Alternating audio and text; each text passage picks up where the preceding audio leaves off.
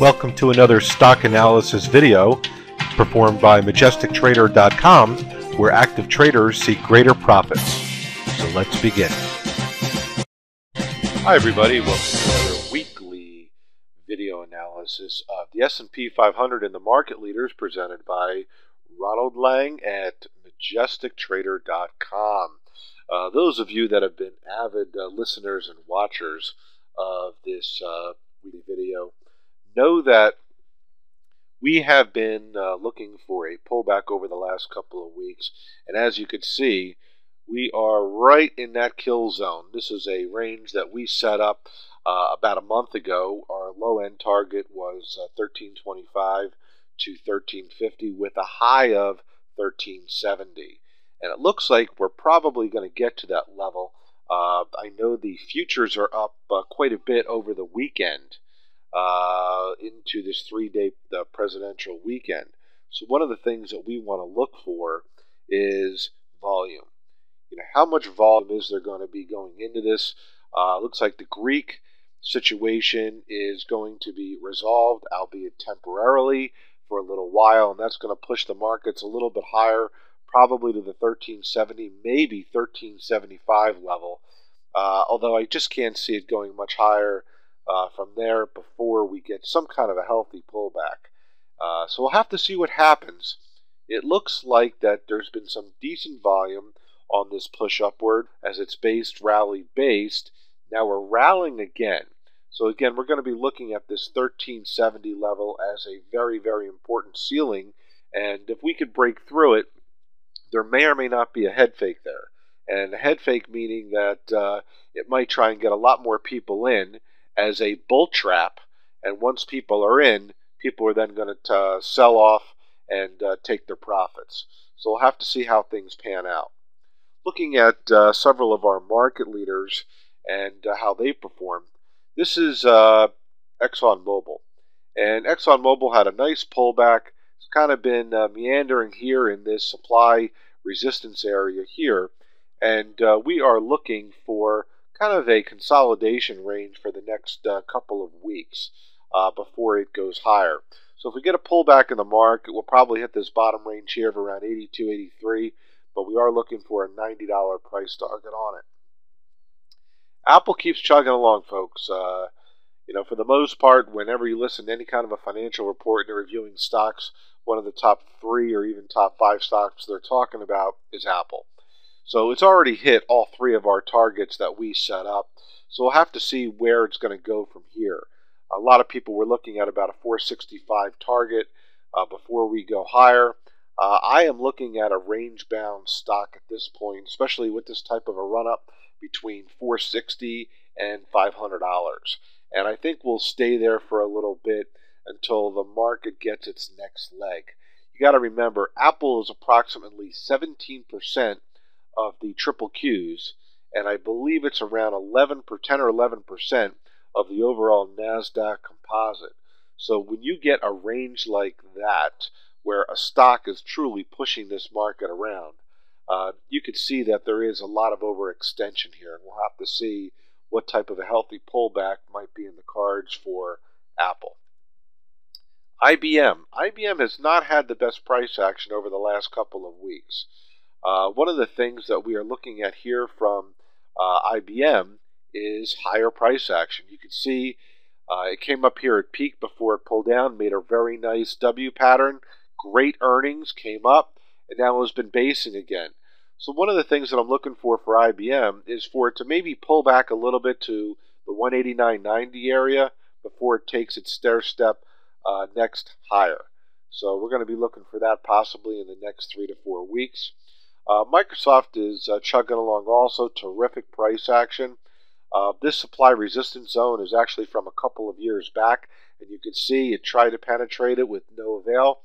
So we're going to look for possibly a pullback to the $30 level over the next week or two before it tries to get through this up to $32. If Microsoft offers a increased dividend, we could see it pierce that level much quicker. Now looking at Walmart.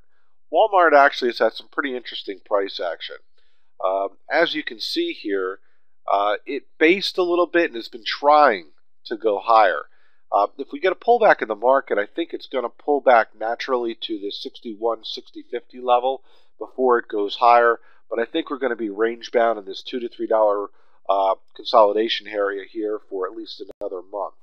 Looking at Chevron, CVX, this particular sector has been getting beat up a little bit. You can see by this price action, it actually has kind of been on this down slope. So we actually had a rally, sharp pullback, rally, sharp pullback, rally. So it looks like we're going to get another sharp pullback, possibly to this 103, 104 area here before we come back up again. But in order for it to truly break out, we have to break this high here on the chart. So that's just regular price action. So even though it's going to pull back, until it breaks out on 107, we're going to have a tough time reaching 108 for quite some time.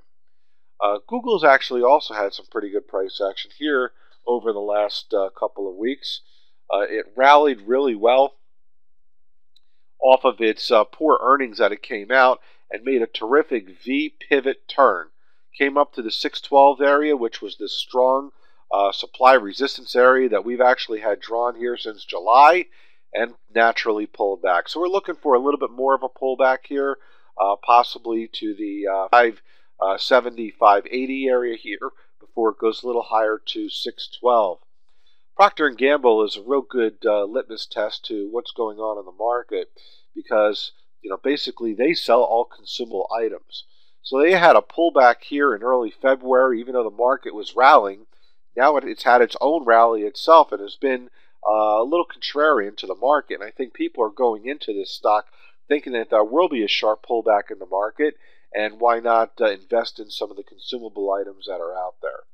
So, and that's very similar with AT&T. AT&T pays a terrific dividend, and you can see here it's had some pretty good price action, pays a nice dividend here at the end of December, and pulled back a little bit with the market, and now is rallying again. I think we're going to get back up to this 30-50 level probably in the next week or two. I think if people think that the market is going to get weak, they're going to try and go into some of the dividend players such as AT&T. So now we're looking at GE. GE's done nothing, folks. It's essentially been dead money since the end of last year. It's just been on this steady consolidation pace within a $2 limit. So this is a real yawner. You could have slept on this for about 2 months, and not much has changed with the stock. Until we break 1950, 1960 here, I think we're going to stay in this range bound here between 1920 and 1850. So we'll have to see what happens here over the next month to try and identify some level of direction with General Electric. Coca-Cola. We basically said that Coca-Cola has had price action here that hasn't made a lot of sense, and we haven't been able to really pick a direction. Well, finally, Coca-Cola moved up a little bit on some decent earnings and finally broke and breached that $69 mark. We need to see some better volume here on some follow-through to get through that $69 level and push towards this $70, $50 level. If we can't get the volume, I expect it to back to $67, $68. So again, we're going to have to look for some of those volume follow-through days on Coke. Well, McDonald's, we expected it to pull back to the bottom of the channel here before it took its next leg up. We'll have to see what happens here over the next week. I still believe this is going to go higher. If the market pulls back sharply, McDonald's will pull back also. So I look at this as being, here it is at the bottom of the channel. I would bet this thing would go higher before it goes lower. And if the market does decide that it wants one more up week, I think this could hit 104, 105 pretty quickly before it pulls back again. Caterpillar has been a little bit of an anomaly. It has had price action that made sense towards the beginning of the year, but not much sense in the last couple of weeks. It's essentially traded sideways.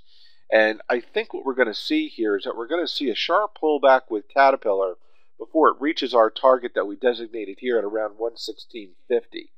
So we'll have to see how the volume is behind a lot of this. And you can see just in this general area where it's consolidated, there's been real no volume here to put this higher. So that's basically telling me that there aren't a lot more buyers for Caterpillar, but the people that are holding on to the stock aren't getting rid of it.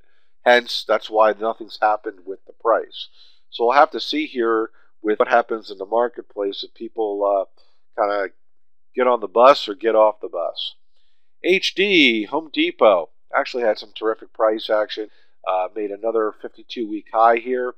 And again, we're going by these ranges that we've set up, that every 17 days or so, there is some type of consolidation or pullback. So what I'm looking at here, by this 17th day here, by the end of February of this range, I'm looking for a pullback here to the $45 level, and then it'll take its next stair step higher. Also, Home Depot is going to take great advantage of the housing recovery. And this upcoming week, we actually have some housing numbers that are coming out, so we should see HD react pretty good if those numbers are good. If they're in line or mediocre, look for this healthy pullback, again, to the $45 level before it goes higher. And then one of our litmus tests is our Dow Transportation Index. And the Dow Transportation Index had a terrific run, and then it pulled back to our target that we expected to, and we think this is going to go higher. So this might melt up a little bit higher here as the market goes up over the next week. But if the market pulls back, look for this to pull back and again retest this zone before it goes higher here to this measured move. But the transportation index are really showing a good indication of what's going on in the markets and what's coming up. I think it's showing here that it's looking for another bit of a bounce before it pulls back, and the volume is indicating that also with this cup formation.